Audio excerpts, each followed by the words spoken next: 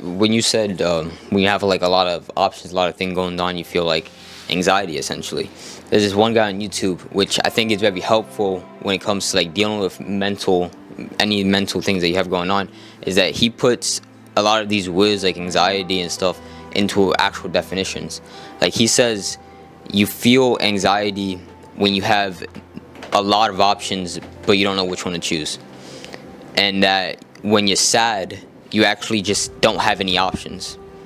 So putting that into definition, when you are feeling anxiety, what you need to do is you need to take out a notebook, or you need to go to God and you need to figure out which one do you have to do, which option do you need, instead of just saying to yourself that, oh, my anxiety is kicking in. Because when you tell yourself my anxiety is kicking in, and when you tell yourself I have stage fright, or when you tell yourself I'm sad, or I just feel depressed today, dude. Like if a friend texts you want to go out and do something, and you respond back, I just feel sad today, dude. It's like, when you tell yourself that, like, faith is probably the most powerful thing we can ever have in this world.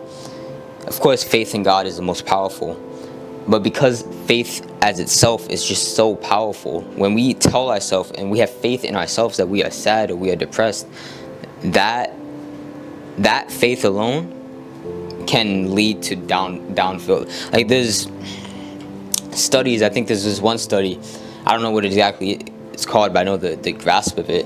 It was like, I think it was these cleaning ladies who clean hotels, and these scientists or whatever, the people who did the study, they took two groups of the cleaning ladies. They told one group that because you're cleaning, you're moving around so much, you like burn a lot of these calories and stuff, and you like burn a lot of stuff.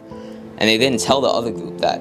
And when they tracked how much calories they actually burned and how much fat they actually lost, they came to find out that the group that they told that they were burning more calories actually burnt more calories because they believed that they did that.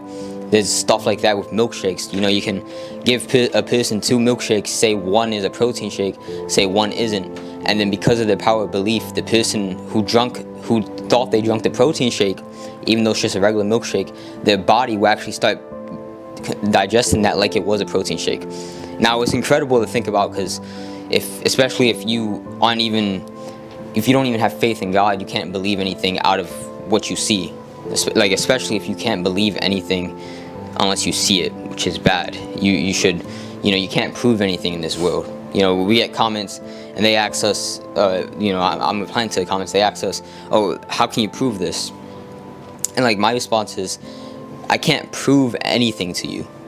I can't prove that your brother who you sleep with every single night, I can't prove that he won't get a knife and stab you.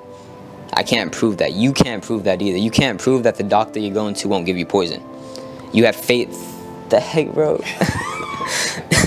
We just got smoke bombed. But you have faith that those people won't do that to you. Because at the end of the world that we live in is based off of faith. And when you put your faith in the Almighty, when you put your faith in Jesus Christ, you realize how you don't have these mental issues. I don't even know how to describe it, but you just feel relieved. Like, depression doesn't exist. There's this quote, this guy named Hamza on YouTube. He said, "You feel depressed when you act like humans aren't supposed to act." Now, with that quote, how come I don't feel depressed when I'm following God? Because humans are supposed to follow God. We're supposed to have faith in God. Okay? Faith in itself, there's these atheists, whatever, people who don't believe in anything, essentially. That's what, actually, no, atheist stands for people who don't believe in anything, and then they attack the people who do. So I forgot what the word is for people who just don't believe in anything and just choose not to believe in anything. But when I think about it nowadays, I don't know how they can live a life like that. I don't know how I did, just living a life simply thinking about the next year and not for eternity. I don't know how you talked about this in the car the other day. You said, I truly believe that he said that people choose to log off the game, and you know what I mean by that, because of selfishness, because they can't handle it. That is ultimate form of selfishness. That's why God does not reward that. No matter what faith you have, God does not reward that. because that is basically saying, I can't handle my pain, I'm gonna give it to everybody else. I'm gonna give my pain to everybody else. At the end of the day, the cure to depression, which is the end of the spectrum when it comes to mental health, the cure to anxiety, having too many options, you need someone to choose. You need someone to help you choose and find purpose. Purpose is a big one. Once you have purpose, you realize mental health ain't a struggle for you anymore.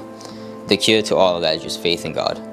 Because faith, Psalm 23, I don't know the whole thing, but says the Lord says He leads me. One of the things that He says, He leads me in the paths of righteousness for His own sake.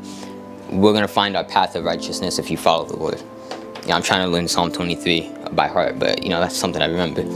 So once you have purpose, once you have faith in God, like, mental health ain't an issue, depression ain't an issue, because you realize that the Lord, He sees your heart and He knows how you feel and He will help you.